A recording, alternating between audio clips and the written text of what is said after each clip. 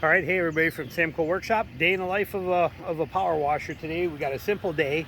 We got one job to do. Remember, I'm semi-retired here, so I pick and choose and I don't do a ton of them. I usually do about 3 or 4 jobs a week is all I'm doing. So very low key, very simple. I'm not trying to make a living at it anymore like I was when I was in Michigan, but here's what we got to go through with this kind of stuff, how it kind of plays out for you. So here it is. It's 9 in the morning. Our place we got to go to is 25 minutes away, but we just got the trailer hooked up, which is, as you can see, is kind of a pain in the butt to back in and out right here where I got, but we got the trailer hooked up, and we're just getting everything finalized and ready. Pulled the chucks, mounted everything there.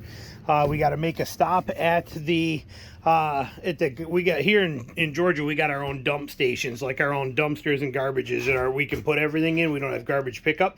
We got to stop and dump this hose. When I was out 3 days ago, last time I worked, we blew this hose out completely, so that hose is shot, so we got to throw that out. Right now, before I do, I'm going to steal the fittings off of it because it's actually a pretty good hose. Pretty good fittings and stuff on here still too, so we got good fittings still on there. We're going to yank them off of there, so we have those because they're in good shape. So we're going to steal those off real quick, and then we are going to pitch that hose. We still got 1, 2, 3 5-gallon jugs of bleach left. I carry them in these here because I gotta go to a place to have them filled. I don't have it delivered like I used to when I was in Michigan, where they would deliver it to me on a pallet, which was really nice. Here I gotta go have them filled up. So I actually have 10 of these jugs, these 5-gallon jugs, 6-gallon jugs, but I have 10 of them. But right now, since I don't need that much for this small job we're going to today, I got 2 there, which I'll probably only barely use 1. But we got 3 in here, so we got plenty in here, a little less weight in the trailer. The rest are actually stored in my shed, so I have them in there. Changed the pressure washer oil yesterday, so that was all good and set now to get us going for the next few weeks. And had to order another hose. Had to order more X-Jet nozzles, tips that go inside of there, that are these dudes. Right, where are they? These thingamajobbers right here. The little fittings that go inside there. We had to order a couple more of those, so we got that set. We had to order another pump-up sprayer because that one there is starting to leak at the nozzle real bad. They go bad pretty quickly. And we just had to order more grease for the grease gun that we got up here for the axles and stuff like that. And I had to order more of my these things, which just came in. These are your fittings for your axles out there, your grease covers on there, but for some reason they wear out really fast. So and it's getting to be time where I'm going to need a new hat pretty quick because my hat is about shot here. So we got to keep that in mind too. But there's always stuff that's got to be ordered, things that we got to get. We just got a couple more gallons of all the other stuff we use, so we're set there. It might rain today, so we do have our rain gear in here all the time in case we do get it even starts pouring on us. But obviously my tape is not sticking very well here, so I got to retape all this stuff. You know, like I said, there's just always, every time there's maintenance stuff that's got to be taken care of. I can't emphasize that enough. There's always stuff to do, always stuff that has to be bought. So always things that have to be fixed. So when you're pricing your jobs, make sure you're pricing them accordingly, because you have all these hidden expenses that you're not going to be aware of in the beginning, that you're not going to know about. For me, since I've been down here, the prices down here versus what I could get in Michigan are drastically different. In Michigan, for the same job we're going to do right now, which I'm only charging $240 for, and it's small, so it's a 1,300 square foot house. But I set my prices accordingly. I'm not going to go through all this trouble hooking this trailer up, dragging it out there for, you know, for 30 miles, do the job, come back, and I'm not doing that for $125 like a lot of these guys down here do. The average 2,000 square foot house in Michigan, I was getting $350 a job, you know, to do that for the average house, $350. Here, there's guys that'll do it for $99 everywhere. So I turn away a lot of work because I'm just not going to do it for that price. You got to set your pricing and your structure right. But like I said, I'm not working for pennies here. And you got to take all that stuff into consideration when you're pricing out your jobs, what you got to do. So we got the trailer all set. We got her ready to roll. Truck set. Hitch is all set. We're connected. We got lights. We got everything good. So now we are going to head out there, and we're gonna go give her a whirl, and I'll show you when we get there how we set up. I know a lot of guys like the open trailers, okay? They like the open trailers, pull right up, yank your hoses out, For me, I don't, and I'll show you why when we get there. It's I like the simplicity, but I love an enclosed trailer. I can pee in this trailer. I can go to the bathroom in there if I need to without anybody giving me a problem on a job. I have all my stuff completely safe and protected. I don't have to worry about people stealing it. I don't have to worry about the sun. We are here in Georgia. Again, I don't have to worry about the sun degrading my hoses, degrading my bleach, ruining my fittings. I don't have to have the weather beating up my gear. I don't have to worry about theft. I don't have to worry about any of that stuff. It's all in an enclosed trailer, and it locks. I lock that side door, I lock my hitch, and they obviously can't get to my back door when I'm parked here where I'm at. So it works fantastic. So that's, you know, I love using an enclosed trailer for this. Makes life a lot easier. So all right, let's get to the job and we'll get set up and I'll show you how it goes. Also, your clothing, nylon. You know, nylon works really good. You know, that's what I like. The only time these pants will these nylon Wrangler pants will actually even bleach out like this is usually only when I'm doing roof jobs because I'm running like 6%. But like a 1 or 2% usually won't even phase these. And these shirts are breathable and comfortable. And I know I should have my name and all that stuff on there. But again, remember, for me, this is part-time. And not that that matters to the clients, but they don't care if I show up in this shirt or if I don't. They don't care if my truck has my name and stuff on it. My trailer does. And when they see my trailer, they come over and I see people all the time walk up to me at the job. They come up and they take a picture of this on my trailer. So, you know, whatever. You want to get all dressed up and be fancy and stuff, that's more power to you. Again, do what works for you. In the 5 years I've been doing this, I've not seen a need to have my name and logo on a shirt. I'm okay with it. Or to have my truck all decked out with lettering. Again, no, I'm not doing this full time. Now, when I was in Michigan, it was doing really good for me. Even doing it part-time and only seasonal, you know, it was making me, you know, I'd make $40,000 a year doing this, just doing it part-time. Down here, I'm not aiming for that. I'm aiming for about $20,000 a year. Just a little side gig kind of thing, and it works fantastic. So let's take you to the job and show you. All right, we are here. We got the fittings off of there that we want to keep right here. So we have those set. So now we can put those into our spare parts up here. And have them, which we got all kinds of spare parts in here in places and things like that, so we're just going to throw them in there. So we got them as spares, and so we got those hoses done. Like I said, this is a nice setup right here. They got this where you can just get rid of all your own big bulk waste without having to pay somebody to come and get it, mess with it. All states should do this. I love that Georgia does this, but now this hose is done, so we're pitching this dude completely. And there we go. And now everything else is set, but make sure you always carry tools with you. There's a full tool bag there, another full tool bag here. You got to have tools with you. You got to have all the little essentials. WD-40 to hit all your fittings when you're done after each job. I mean, there's a lot of things that you want to be up to snuff on, and make sure you got the tape-to-tape outlets, get things done. Like I said, it's there's a lot involved in keeping all your crap in order, and you better have a ton of spare parts. So notice all this spare stuff here, spare pumps for my 12 volts, spare everything, extra chemicals here. Like I said, you have to. If you don't, you're going to be in a world of hurt because things are going to break. We got another hose still right here too, plus I got 150 feet on there. You know, you got to have your stuff, and we already ordered another one because we just lost that one hose to give me a total 200 feet on there. But you got to have all your stuff in order, have everything there, and again, price accordingly, otherwise you're in trouble. Even the marketing aspect of it is tremendous. Here in Georgia, I have to pay a lot more in marketing to get these jobs because there's 100,000 pressure washers. Everybody down here is a pressure washer. Where in Michigan, in my area, I was like only one of two in that whole Holton Lake area, and I dominated. It was cakewalk easy. I couldn't even keep up with the workload.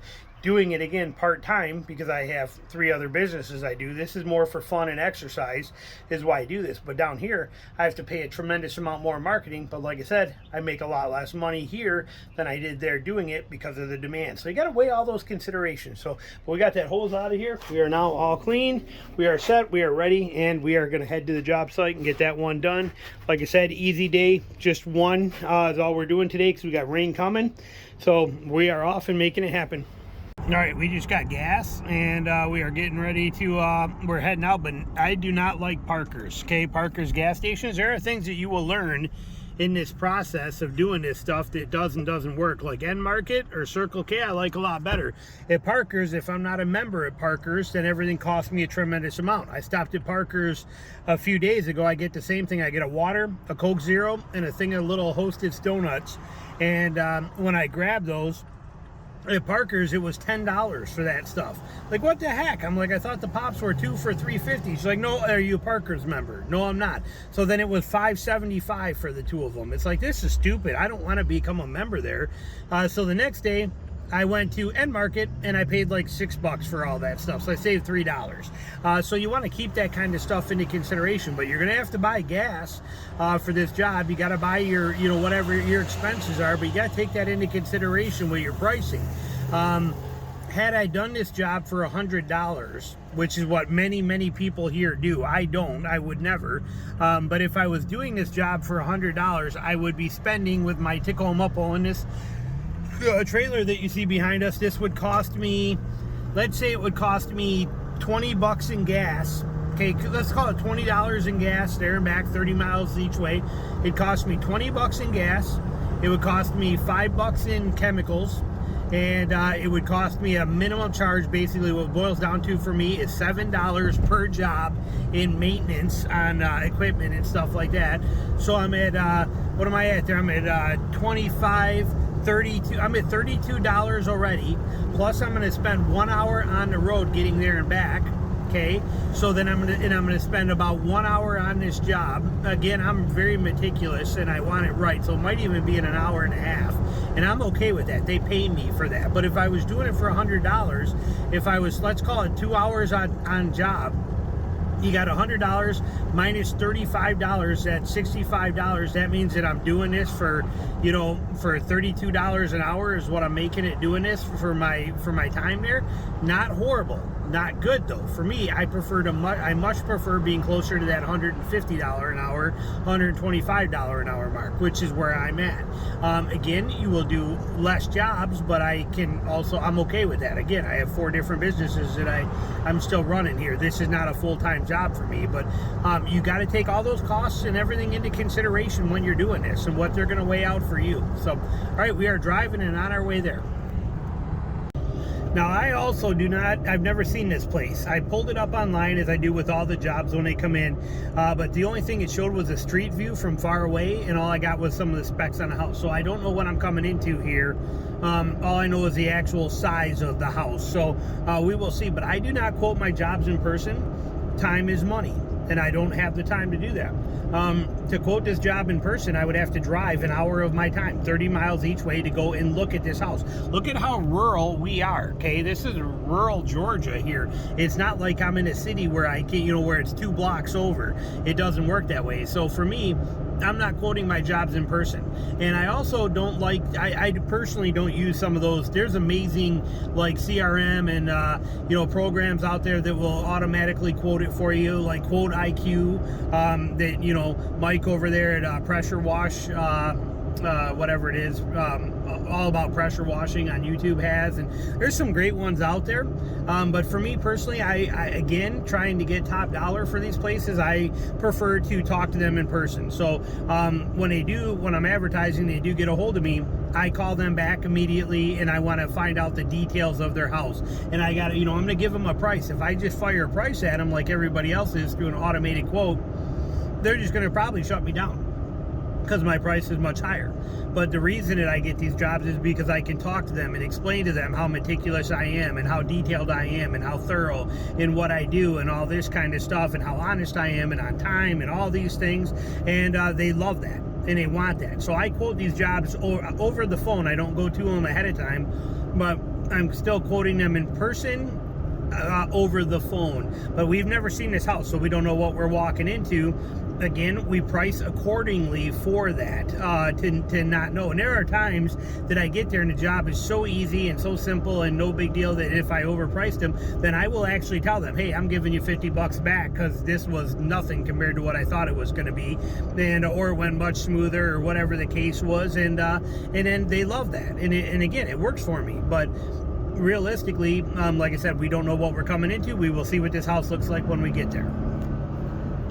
Okay, we are here. This is what we are looking at, and they do not want the porch done on there because they got all that stuff there and they're going to be doing some work on the porch. So I said not even worry about the porch whatsoever. So we got to do the house. It's a beautiful little setting here too, being right on the water. But so we're gonna do the house. We're obviously gonna get all this stuff. We're gonna clean everything up, but he said not to worry too much about the porch. And but you can see definitely needs a cleaning. But it is Georgia, so you get that humidity and you get that algae forming and mold and all that kind of stuff on here. So we're gonna clean this up. We got our one water tap right there. Beautiful setting back here. Look at that. And but you can see this side that never gets any sun. You know, definitely, you know, the stuff gets pretty dirty. It doesn't take long to get that way either. But look how nice this is. Love Georgia. Look, like you said, look at how pretty this is back here. You know, right out of their back door, right there to that. That's gorgeous. So, but yeah, we could clean all that up. Hit screens through here. That screen room done. But again, pretty. Look how pretty that is. What a beautiful setting. Okay. And here's the other side.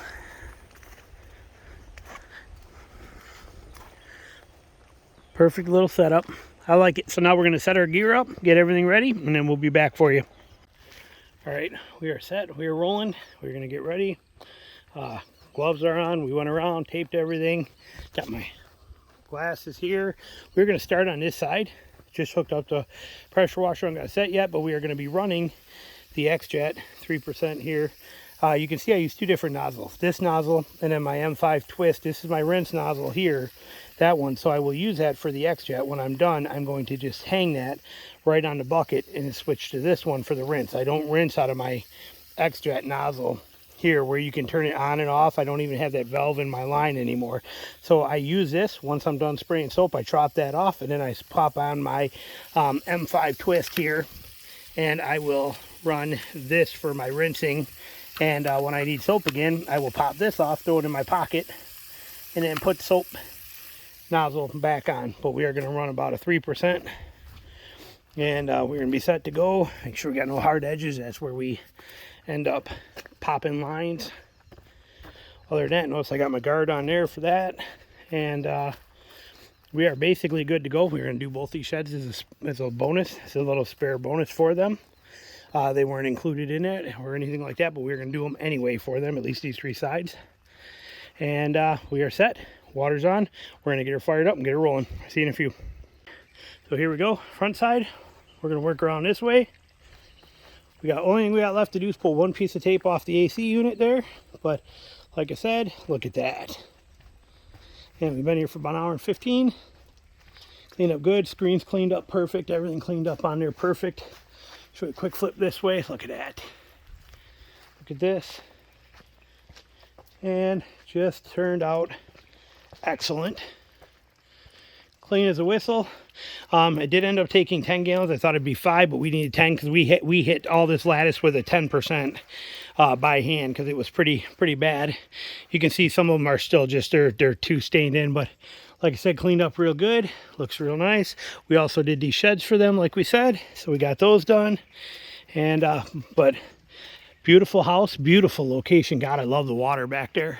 And like I said, they got a little gold mine here and cleaned up real well. But like I said, that lattice was 10% mix on that lattice by hand and cleaned it up really well. And there it is. That is how we do it right there. Look at those gutters shining, everything on there perfect.